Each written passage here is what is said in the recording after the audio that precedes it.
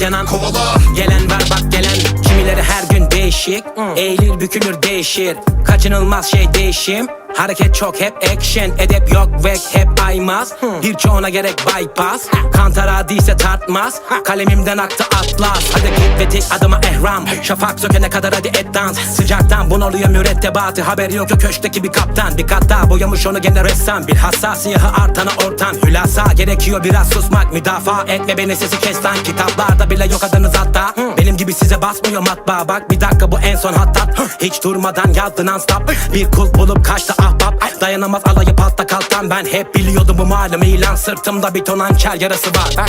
Yine konuşuyor yine baş teknisyen. Üst üste gelir o dertler ruhen. Üstüne geliyorsa tek tek vur sen. Bekliyor hamleyi benden lümpen. Kim deneyecek ise önden lütfen. Çoğunun haberi yok kimdir Wu-Tang. Atıyorum arada bir short you can. Yetmedi diyor sana rap you can. Yarın yok kalmaz yarına. Vakit az pek yok zaman. Her şey bugün her şey yaşanan. Tıkanır hep en son kalan. Baskın var baskın basana. Sönecek elbet yanan. Kovala. Gelen var bak gelen. Kovala. Gelen var bak gelen. Vakit az pek yok zaman dedik ha bin kez. Yarın yok kalmaz yarına. Vakit az pek yok zaman. Her şey bugün her şey yaşanan.